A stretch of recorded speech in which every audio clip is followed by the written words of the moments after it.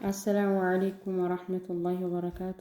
ውድና የተከበራችሁ ውድ ቤተሰቦቼ እንዴት ናችሁ? ሰላም ናችሁ? ከኔ ጋር አልሐምዱሊላህ ረቢል ዓለሚን ሁሉም ሰላም ነው። እናንተ እንዴት ናችሁ? ስራ፣ ጤንነት፣ ቤተሰብ ሁሉ ሰላም ነው? ከኔ ጋር አልሐምዱሊላህ ረቢል ዓለሚን ሁሉም ሰላም ነው። ውድ ቤተሰቦቼ ኢንሻአላህ በጠየቃችሁን መሰረት ጥያቄያችሁን ለመመለስ መጥተናል ከውዱ ባለቤቴ ጋር። ያው እሱ ካሜራ ስለሚፈራ እኔም ቀርብ ያለሁኝ ማለት ነው። እኔ እንደዚህ መቅረብ በካሜራ አልፈልግም። ነገር ግን እሱ ስለሚፈራ ግማሽ ወደ እኔ ግማሽ ወደ እሱ አርገን ነው ማለት ነው። እና ኢንሻአላህ ልጃችን ጥያቄውን ጠይቀናለች፣ እኛ እንመልሳለን ማለት ነው። ሰላም በላችሁ አህመድ። ሰላም አለይኩም ወራህመቱላሂ ወበረካቱ። አማን ናችሁ? ሰላም ናችሁ? አልሐምዱሊላህ እኛ ሰላም ነን። አዎ ለጠየቃችሁን ነገር ልንመልስ ከባለቤቴ ጋር ቀርበናል። አልሐምዱሊላህ። ሰላም አለይኩም ባችሁ።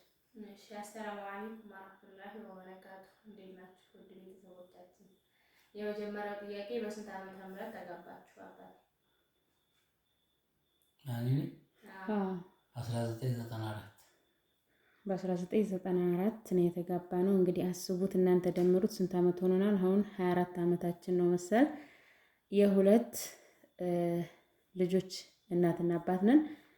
አልሐምዱሊላህ ያው ግማሽ ጊዜያችንን በስደት ላይ ነው የጨረስነው።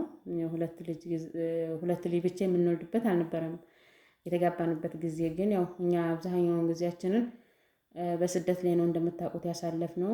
አልሐምዱሊላህ እንግዲህ ከእንግዲህ ደግሞ እንጠብቃለን አላህ ሷሊ ልጆች እንደሚሰጠን ተስፋ እናደርጋለን ማለት ነው። ውድ ቤተሰቦቻችን እሺ ሁለተኛ ጥያቄ እናቴ ስደት ላይ ስንት ዓመት ኖርሽ? ስደት ላይ እኔ 10 ዓመት ነው። በሆነኛው ስደት 10 ዓመት ነው ቆይቼ የመጣሁትኝ። በፊትም ተሰድጄ ነበረ። በፊት ተሰድጄ ወደ ሀገር የመጣሁትኝ በግቡግቡ ልጄን ኢሳን ወልጄ ነው የመጣሁትኝ ማለት ነው። ከዛም በኋላ ኢሳን አስቀምጬ ሄጄ ነው እንደገና ደግሞ 10 ዓመት ቆይቼ የመጣሁትኝ። 10 ዓመት ነው አሁን የቆየሁት ማለት ነው። በ10 ጨርሼ ወደ 11 ለህርት ነው የመጣሁትኝ።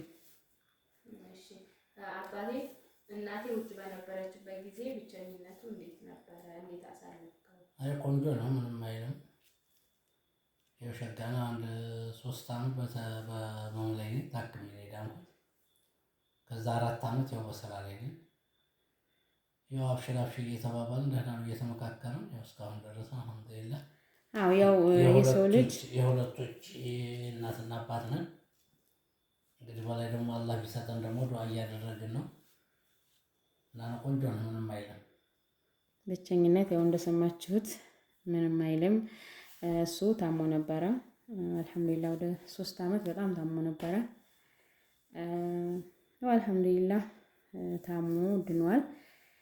እንግዲህ ያው ስደት ላይ ስትኖሩ እህቶቼ፣ እናንተ በተለይ ስደት ላይ ያላችሁ እህቶች ማንኞቻችንም በሰላም ወደ ሀገራችን እንደምንገባ ቤተሰቦቻችን ጋር ባለቤታችን ጋር እንደምንገናኝ በተስፋ ያን ተስፋ እያደረግን ነው የምንቀመጠው እና ብቸኝነት አይጎዳዳም ማለት አይደለም፣ እንጎዳዳለን። ነገር ግን ያው የወደፊት ተስፋችንን እያሰብን ነው ብዙ ነገር ላይ ለማድረግ ብዙ ነገር ለመስራት ያንን ተስፋ እያደረግን ነው የምንቀመጠው ማለት ነው። እኛም ሳንጎዳ ቀርተን አይደለም፣ እነሱም ሳይጎዱ ቀርተው አይደለም ማለት ነው። ወደፊት አላማችንን ተስፋ በማድረግ ነው ማለት ነው። ምንድነው አሁንም ተቀጥይ? እሺ አራተኛ ጥያቄ እናቴ ከስደት ምን አተረፈሽ? አልሐምዱሊላህ ከስደት እኔ አንደኛ በተወሰነ መልኩ ዲኔን ተምሬያለሁኝ። አልሐምዱሊላህ ረብል ዓለሚን። ይሄ ሁሉም የሚሆነው በስደት ነው። ስደት ላይ ያው ታውቃላችሁ አብዛኞቻችን ምንም አናቅም። ሀታ ቁርአን አሊፍ ትቁም ትጋደም እንኳን አናቅም። ይሄን ሁላ ዲናችንን መማር ቁርአን መቅራት በስደት ላይ ነው። ስራም እየሰራን ነው አብዛኞቻችን ያው እንደምታውቁት ዲናችንን የምንማረው ማለት ነው። አልሐምዱሊላህ ከምንም በላይ ስደት ዲኔ እንድማር አድርጎኛል። አንደኛ። ሁለተኛ ደግሞ ኢትዮጵያ ውስጥ ሆናችሁ ማድረግ የማትችሉትን ነገር ከሳር ጎጆ ቤት ነበር ነው ያገባሁት ማለት ነው። ከዛ ወደዚህ ዞርኩኝ አልሐምዱሊላህ። ያው በስደት አላህ በማይወደው መንገድ ላይ ብንሄድም በባህር ይሄ ሁላ ነገር አላህ Subhanahu Wa Ta'ala ሰበብ አድርጎልን ስደትን ጤናችንን ሰጥቶን ይሄ ሁላ ትሩፋት የስደት ነው ማለት ነው። ስደት ላይ እኔ በጣም ትልቅ ስኬቴ ነው። ሳኡዲ ብቻሽን በኖርሽበት ጊዜ ምን አጋጠመሽ? እና የከበደሽ ነገር ምንድን ነው? ሳኡዲ ብቻዬን በምኖርበት ጊዜ ያው አባትሽ እንደታመመ ነው። እኔ የዛን ጊዜ በጣም ነበር የሚጨንቀኝ ማለት ነው። አንደኛ ያው እሱ በሽታውን ከባድ ከመሆኑ አንፃር፣ እንደገና ደግሞ ብቸኛም ነኝ። ማንም ሰው ተጎኔ የለኝም። እሱ በቃ እንትን ሲል የተዝ ለእሱ ምንም ነገር አለልም፣ ግን ለብቻዬ በጣም እጨናነቃለሁኝ። በቃ ተስራ ጋር ታውቁታላችሁ፣ ስራ ሲበዛባችሁ በዚህ ላይ እሱ ብር በጣም ነበር የሚያስፈልገው። አዲስ አበባ ነበረ ጥቁር አንበሳ እየተመላለሰ የሚታከመው። በዛን ጊዜ ያው እንደነገርኳችሁ 3 ዓመት ነው የታመመው። ያ ጊዜ ለእኔ በጣም ከባድ ጊዜ ነበር፣ መቼም የማረሰው ጊዜ ማለት ነው። እና ያው አልሐምዱሊላህ ታሞ ዳነ። ይኸው እንግዲህ ባላ ፍቃድ ድኖ ተገናኝተናል። ያ ሁላ ነገር አልፎ ማለት ነው። ግን ያ ጊዜ በጣም መቼም የማረሰው ጊዜ ነው ማለት ነው። እሺ፣ እና የመጨረሻ ጥያቄ ከእናንተ የህይወት ልምድ ለሌሎች ሰዎች ያስተምራል ብለሽ የምታስቡ ነገር ምንድን ነው? ከኛ ህይወት ለሌሎች ይጠቅማል ብዬ የማስበው እኔ ለምሳሌ አሁን እኔና አባትሽ ይህን ያህል ዓመት ተለያይተን ስንኖር እኔ ተመልሼ በህድኩ በ2 ዓመቴ ነው እሱ የገባው ማለት ነው።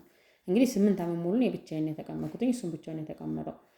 ስለዚህ አሁን እኔ እና እሱ ስንቀመጥ ነይ አትንጭ በማለት አንድ ቀን ተነጋግረና አንድ ቀን ተጣልተን አናውቅም። ነይ ይለኛል፣ ቆይ አህመድ ይሄን ነገር ላስተካክል፣ ይሄን አደርጋለሁ ብዬ ትለው እሺ በቃ ነው የሚለኝ ማለት ነው።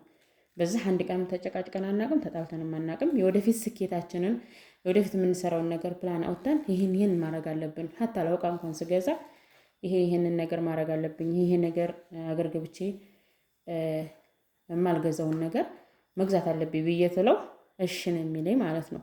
ይሄ ሁሉ ነገር ለምንድን ነው? በመካከራችን ነው። ገባሽ? እሱም አይሆንም ብሎ ግትር ቢል እኔ ቶሎ ቢለኝ እኔም እመጣለሁ። ስለዚህ ይሄ ሁሉ ነገር በመመካከር ነው። ሀታ ቤት እንትሰሩ እየተመካከራችሁ ማለት አትጎዱም ማለት አይደለም። ሰው ለብቻው ሲቀመጥ ይጎዳል። ሴት ልጅ ያው እኛ ምንም ቢሆን ሰርተን እንበላለን ባለንበት ጊዜ፣ ወንድ ልጅ ግን ይጎዳል ብዬ ነው የማስበው። ቤተሰቦቹ ጋር ታልሆነ ለብቻው የሚኖር ተሆነ ከባድ ነው።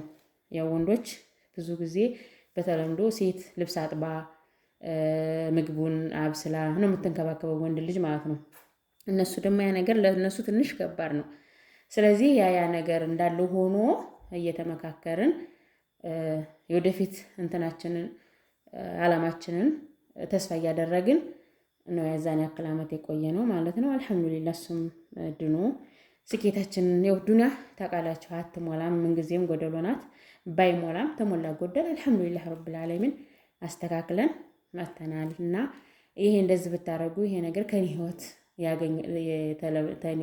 ተኔ እንትን የተጠቀምኩትን ይሄን እንደዚህ ብታረጉ ብትመካከሩ አሪፍ ነው ብዬ ነው የማስበው። እና ደግሞ ጠንክራችሁ ስሩ ውድ እህቶቼ፣ ስራ አታማርጡ። እኔ 10 ዓመት ሙሉ ስኖር አንድም ቀን ስራ አማርጬ አላውቅም። ስራ ከበደኝም ብዬም አልወጣም። አልሐምዱሊላህ ረብል ዓለሚን ያገኘሁት ስራ ላይ እሰራለሁኝ። ያው በመስራት የዚህ ሀገር ላይ ብሆን እዚህ ደረጃም አልደርስም ነበር። በእርግጥ አላህ ቢሆንም ረዛቂው አላህ ሰበቡን አድርሶ ነው ያለን አይደል? ስለዚህ ሰበቡን አድርሰን መስራት መጠንከር አለብን። የወደፊት የምንሰራውን ነገር ቤት ያለ ፕላን እንደማይሰራ ሁሉ የምንሰራውን ነገር ፕላን ማውጣት አለብን ማለት ነው። ውድ እህቶቼ ፕላን አውጣችሁ የሰራችሁት ነገር ይጠቅማችኋል። እናንተ ይሄን ነገር መስራት አለብኝ ብላችሁ ልባችሁን ማሳመን አለባችሁ። ጌታችሁም ደግሞ ይረዳችኋል ማለት ነው። ኢንሻአላህ በስደት ላይ ያላችሁ ውድ እህቶችና ወንድሞቼ በሰላም ያሰባችሁትን አሟልቶላችኋል። ለውድ ቤተሰቦቻችሁ በሰላም አላህ ለሀገራችሁ አብቃችሁ እላችኋለሁ። እና ይህን የሰው ውድ ቤተሰቦቼ ኮሜንት ላይ ያሳውቁን። ያው እኔ ራሱ እየፈራሁ ነው ወላሂ ነው የምላችሁ። ላይክ፣ ሼር፣ ሰብስክራይብ እያደረጋችሁ ምክሩ ተጠቀማችሁና ያው ደግሞ ከኛም ህይወት እንትን ያላችሁ ከነገር ካለ ኮሜንት ላይ ያሳውቁን። እናመሰግናለን። እንግዲህ ተሞላ ጎደል ይህን ይመስላል ጥያቄያችሁ። ሰላም አለይኩም ወራህመቱላሂ ወበረካቱ።